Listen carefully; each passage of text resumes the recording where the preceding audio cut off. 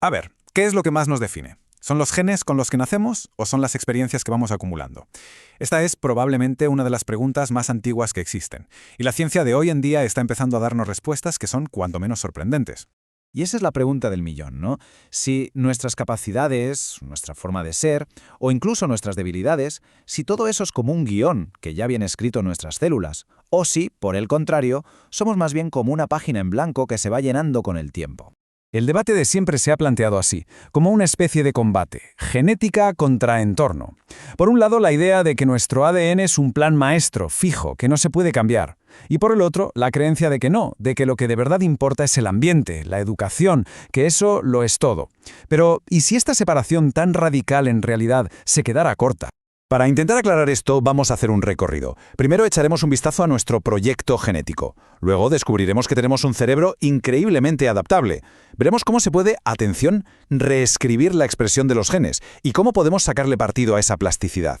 Y al final nos meteremos en las implicaciones que tiene todo esto para la educación y llegaremos, espero, a una nueva forma de entender quiénes somos. Vale, para entender la historia completa hay que empezar por el principio. Y eso es el poder innegable de nuestros genes. No hay duda de que nuestro ADN contiene las instrucciones básicas que influyen en una cantidad gigantesca de nuestros rasgos. Y lo más curioso es que, a veces, un solo gen puede tener un impacto que se nota un montón. Por ejemplo, el gen COMT. Dependiendo de la versión que tengas, tu cerebro gestiona la dopamina, un neurotransmisor clave, de una forma o de otra. Esto puede hacer que una persona tienda a ser lo que llaman un guerrero, que rinde a tope bajo presión, o un preocupado, que igual se agobia un poco más con el estrés, pero que en calma es súper metódico. Esta influencia de los genes se puede ver, y digo ver literalmente, en el cerebro. Esta imagen, por ejemplo, es de un estudio de neuroimagen. Muestra los circuitos que usamos para leer, que están sobre todo en el hemisferio izquierdo. Pues bien, en personas con dislexia, que es un trastorno con una base genética muy fuerte, se ve que estas zonas se encienden menos. Esto demuestra que hay una conexión súper directa entre los genes y cómo funciona nuestro cerebro. Hasta aquí todo parece indicar que los genes mandan muchísimo. Pero, ¿es esa toda la verdad? Pues va a ser que no. Y aquí es donde la cosa se pone de verdad interesante. Porque resulta que el cerebro no es una estructura fija, no está cableado de por vida. El concepto clave que lo cambia todo es la neuroplasticidad. Es la capacidad, que es alucinante, que tiene el cerebro para cambiarse a sí mismo, para reorganizar sus rutas y crear conexiones nuevas. Piensen que no es como el hardware de un ordenador que es fijo, es más bien como una ciudad viva, que está todo el rato construyendo calles nuevas y cambiando el tráfico.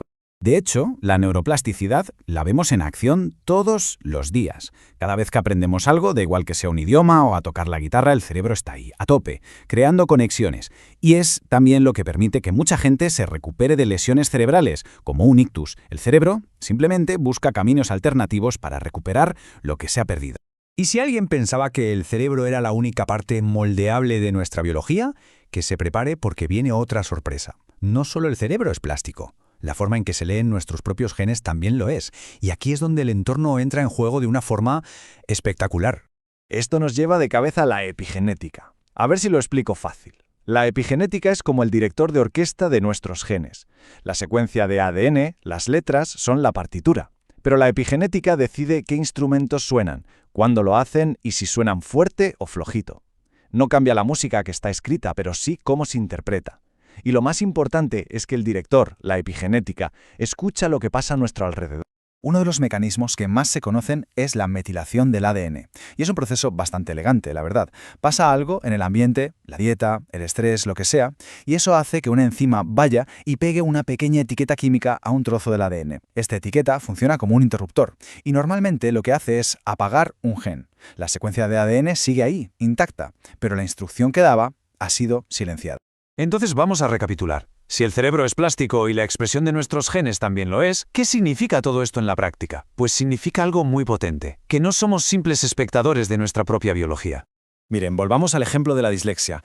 Esta cita de un estudio lo deja muy claro. Viene a decir que, incluso si hay una predisposición genética, el cerebro es tan plástico que con el entrenamiento y los estímulos correctos puede reorganizarse para superar esas dificultades. O sea que la terapia y la educación no solo enseñan trucos, sino que pueden, literalmente, recablear el cerebro. Y claro, todo este conocimiento nos mete de lleno en un territorio que es, por un lado, fascinante y por otro, muy complejo. ¿Deberíamos usar la información genética en la educación? Es un campo lleno de promesas, pero también con unas cuestiones éticas de mucho cuidado. Una de las herramientas que está sobre la mesa es la puntuación poligénica. Esto no es que mire un solo gen, no.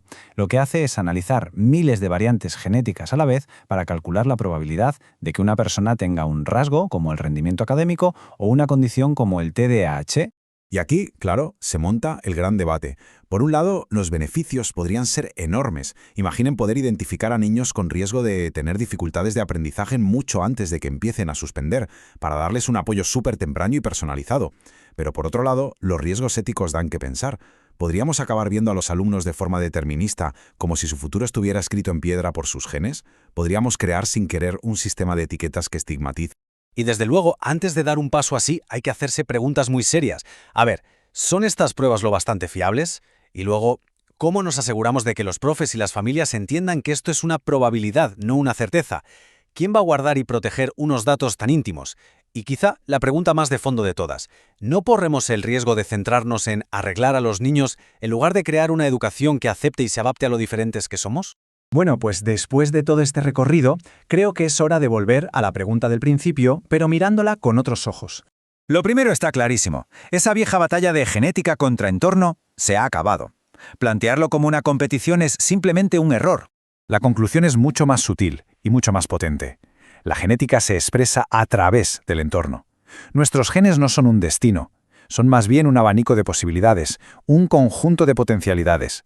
Y es el entorno, la educación, las experiencias, incluso los pensamientos, el que está en un diálogo constante con esos genes. Y es ese diálogo el que moldea en quien nos convertimos. Y esto nos deja con una última reflexión casi filosófica. Por primera vez en la historia de la humanidad estamos empezando a descifrar el lenguaje de nuestros propios genes. Este conocimiento nos da un poder que no habíamos tenido nunca, pero también una responsabilidad inmensa. Así que la pregunta ya no es si estamos o no predeterminados. La verdadera pregunta ahora es, ya que estamos aprendiendo a leer nuestro propio código, ¿cómo vamos a escribir nuestro futuro?